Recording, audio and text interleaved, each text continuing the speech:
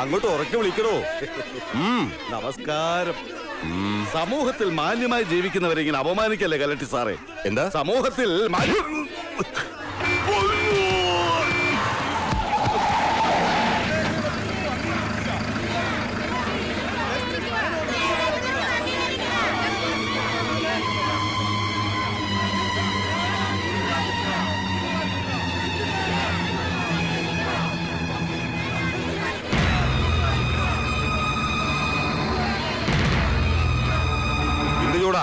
അകത്തൊളിച്ചിരിക്കുന്ന അച്ഛനോട് പുറത്തിറങ്ങി വന്ന് ഇതിന്റെ സമാധാനം ഉണ്ടാക്കാൻ പറ.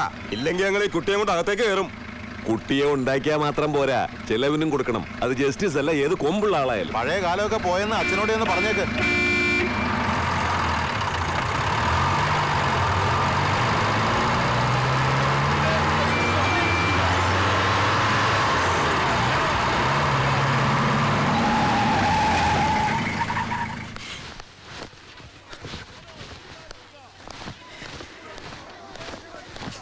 എന്താ അമ്മേ, അച്ഛൻ എന്താ പറയുന്നത്? കള്ളം, ശുദ്ധ കള്ളം. മനഃപൂർവ്വം എന്നെ അവമാനിക്കാൻ വേണ്ടി കെട്ടിച്ചമച്ച കഥ. എനിക്കറിയില്ല അവരുടെ ഉദ്ദേശം എന്താണെന്ന്. ആ പറഞ്ഞ സ്ത്രീ അവരൊരു പ്രോസ്റ്റിറ്റ്യൂട്ട് ആയിരുന്നു. എനിക്കൊരു റിലേഷനും ഒന്നും ഉണ്ടായിട്ടില്ല. മകളാണത്രേ.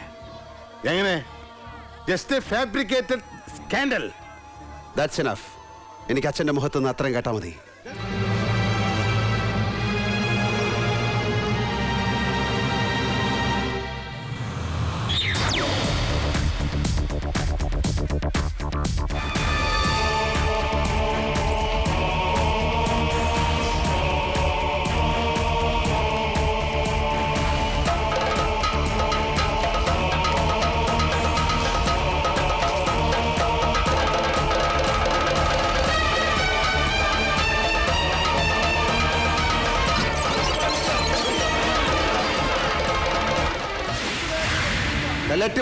പൊളിച്ചു മാറ്റാതെ. എന്താണ് പൊളിച്ചു മാറ്റേണ്ടത്? നിന്റെ അമ്മയെ പിണ്ണം വയ്ക്കാൻ കെട്ടി പന്തല്. അമ്മയ്ക്ക് പറയുന്നോടാ?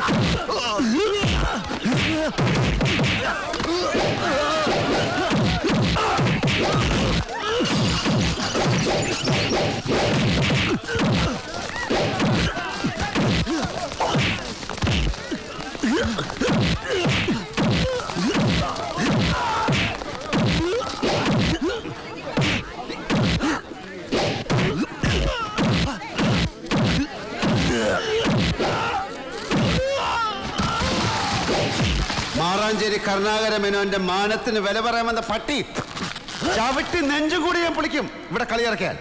ജയകൃഷ്ണ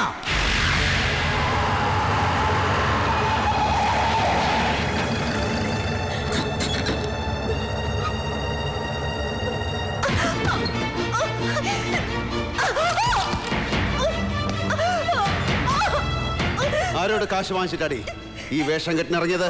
പറയടി ചൂലേ.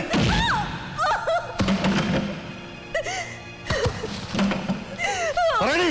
അച്ചു അരുത്, അച്ചു അച്ചു, അതിനെ കൊല്ലരുത്.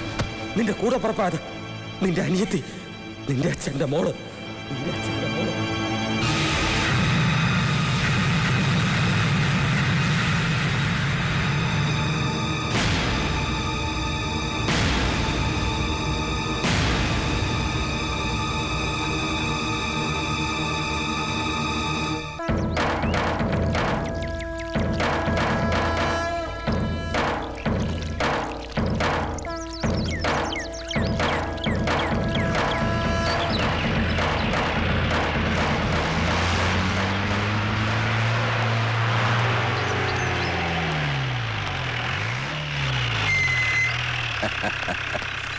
സ്വാഗതം ഡിവൈഎസ്പി, പഴയ തട്ടകത്തിലേക്ക് സ്വാഗതം.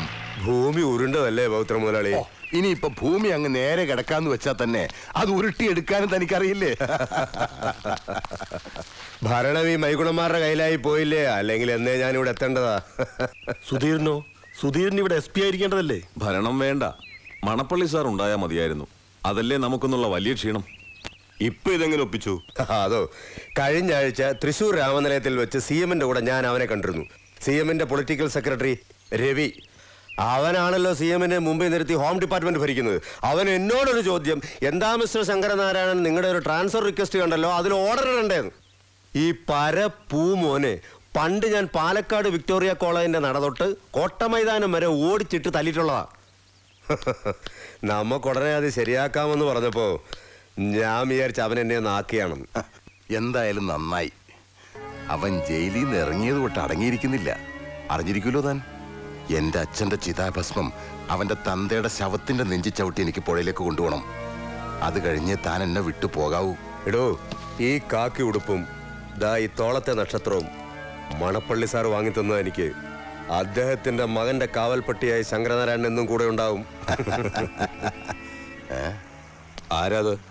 ആ, അതാ CA ഹബീബ. ഓ, അവനോ? ഇന്ദുചൂടന്റെ ആളാവൻ. അവനെ ഞാനാ ഇങ്ങോട്ട് വിളിപ്പിച്ചത്. അവന് ശമ്പളം കൊടുക്കുന്നത് ഇന്ത്യയുടെ തറവാട്ടിൽ നിന്നല്ല എന്നൊന്ന് വിളിച്ചു പറയാൻ വേണ്ടി. ഇന്നോട്ട് അവൻ എന്റെ കീഴുദ്യോഗസ്ഥനല്ലേ?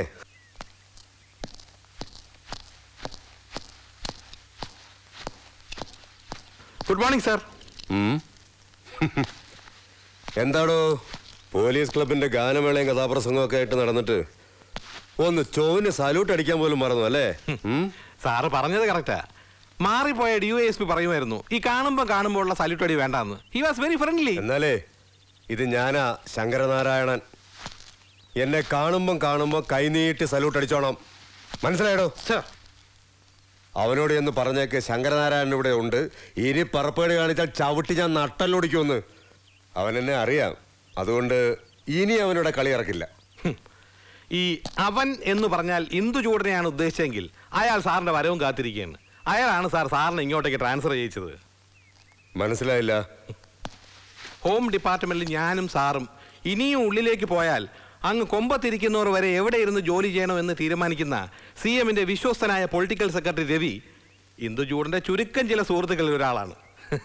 അവർക്ക് രണ്ടുപേർക്കും ഒപ്പം പാലക്കാട് വിക്ടോറിയയിൽ ഒരേ ക്ലാസ്സിലിരുന്ന് പഠിക്കാനുള്ള ഭാഗ്യം എനിക്കുണ്ടായിട്ടുണ്ട്. അപ്പം ഞാൻ ഇറങ്ങട്ടെ സാർ, രാവിലെ ഇത്തിരി ഒഫീഷ്യൽ പണിയുണ്ട്.